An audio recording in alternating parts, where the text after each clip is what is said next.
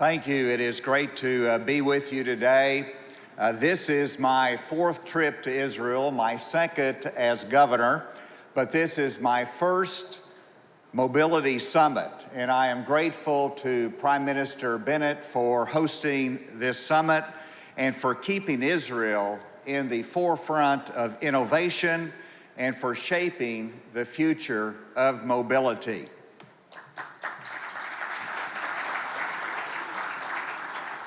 I have served in my public career in a variety of positions, from the United States Congress to Undersecretary at the Department of Homeland Security after the 9/11 attack, and now in my current position as governor of the state of Arkansas. In all of those positions, I am grateful for the U.S.-Israel partnership. And I'm grateful for Israel and the critical role it plays in the pursuit of freedom and security. And now let me move to the topic I have for this mobility summit. But let me first go back into the past for a bit, for a moment before we delve into the future. Before my public service, I was a lawyer trying to make a difference in Bentonville, Arkansas. As a young lawyer in Bentonville, I got to know a gentleman who had a new vision for retailing. He wanted to bring the lowest prices in consumer goods to everyone in America. His name was Sam Walton. And what he started in a small town in my home state of Arkansas has grown into the largest retail and logistics company in the world, Walmart. Mr. Sam, as we called him, understood that mastering the movement of goods from the warehouse to the store with the latest technology is essential to bringing the customer what he or she wants with the lowest price. Now, fast forward 50 years, and Walmart meets Gatik.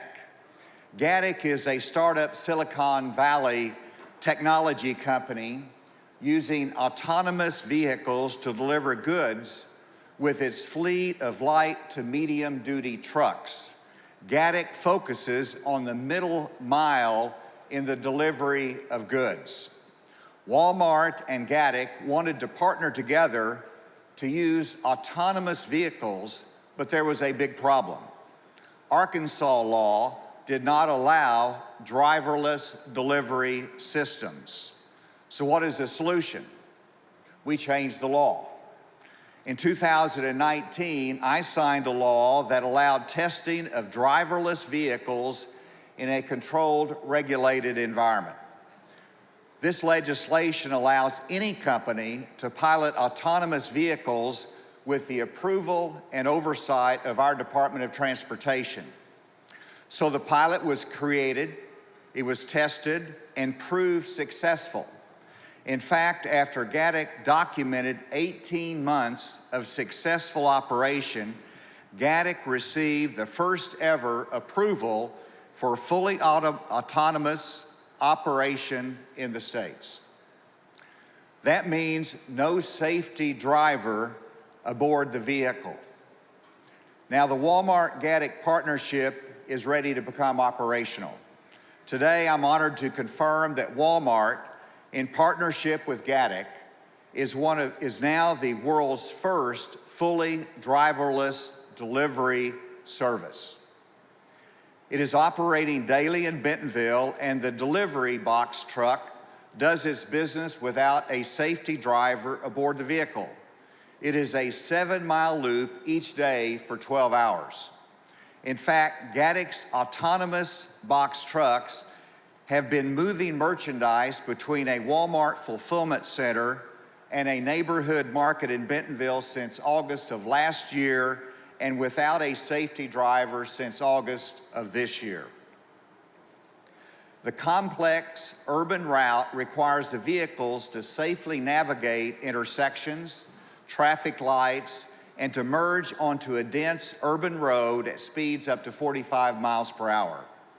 Again, This is the first time that fully autonomous operations has ever been achieved in the middle mile in the autonomous trucking space worldwide, moving goods from the fulfillment centers to a pickup location such as a retail store.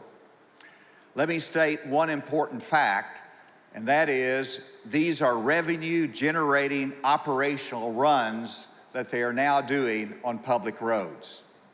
This is a global first for Gatic and Walmart, and yes, it is a global first for the state of Arkansas.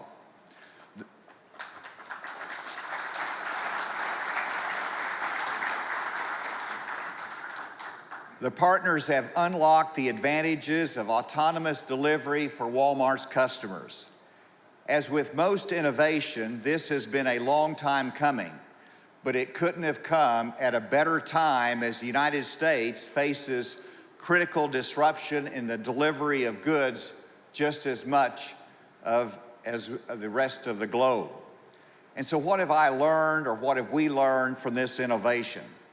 First of all, as we know, autonomous vehicles are a part of our future. And the use of driverless vehicles will increase in that future each year as the public gains understanding and confidence. Safety, and that's a second point, safety is paramount, and we must convince the public that robust safety standards are in place. Third, in the near future, I expect the use of autonomous vehicles to be limited in scope. This is because of regulatory oversight and the need for greater consumer education. But during this transitional phase, I expect the use of autonomous vehicles to be for specific defined routes with middle-sized delivery vehicles versus the long-haul, over-the-road semi-trailer vehicles. But eventually this will change. In the future, I expect special lanes on the interstate highways for autonomous delivery vehicles, but this will take time, and we need to assure safety first. In order to get to that future, we need innovative and forward-thinking leadership to move out of the regulatory framework that we currently have and beyond the current limitations. This is called political will, education, and a recognition that if we do not adapt, then we will lose to those that are stronger in innovation and that embrace change more quickly than we do. Now let me talk more broadly about the future opportunities with smart mobility and the state of Arkansas. First of all, Arkansas is in an excellent location for the manufacture of the next generation of electric vehicles. We are geographically in the center of the United States with easy access to the bulk of the U.S. market. We have automotive steel that's produced in abundance, and in fact, we have one county in northeast Arkansas that is the second leading producer of steel in the nation. I expect that will soon be number one, since U.S. Steel has a growing presence in my state. We also have a workforce experience in manufacturing. In fact, we're number 6 in the United States for a state's percentage of workers that are experienced in manufacturing. I should also report to you another pilot initiative involving the production of lithium. Standard Lithium of Canada is currently working to develop 180,000 acres in South Arkansas for lithium production. While this is still a pilot phase, I would encourage you to keep an eye on the potential for electric vehicle battery production and see how that develops. I mentioned Walmart's innovation in autonomous delivery systems. Well, there is more when it comes to smart mobility. Walmart recently announced a pilot with Zipline International to launch drone deliveries in northwest Arkansas. Zipline is headquarters in South San Francisco and focuses on delivery of medical supplies and products. It has delivered more than 200,000 critical medical products, primarily in Rwanda, since its inception in 2016. Zipline will deliver by drone from a Walmart store in Northwest Arkansas and deliver on-demand purchases within an hour and will serve a 50-mile radius equivalent to the size of Connecticut.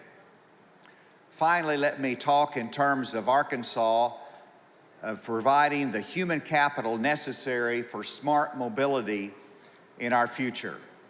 In 2015, I signed a law in Arkansas that mandated that computer science be taught in every high school in our state. At that time, we had 1,100 students taking computer science.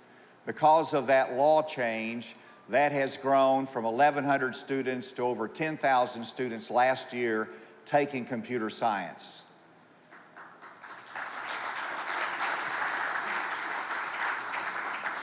This last year, it grew another 20%, and we have 12,500 students. We started out with 20 certified teachers in computer science. Now we have close to 600 certified teachers in computer science, and we passed a law requiring computer science as a core credit for graduation from high school.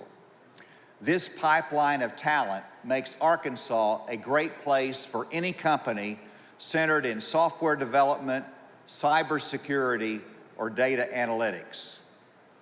Let me conclude by saying the French poet Victor Hugo said, "There is nothing more powerful than an idea whose time has come." Well, for today, smart mobility is not just about ideas and the future, but smart mobility is about building the future together with shared ideas and values of helping mankind achieve dreams and improving the quality of life for all. In a world with many, many challenges, this conference will find solutions for a better future. Thank you.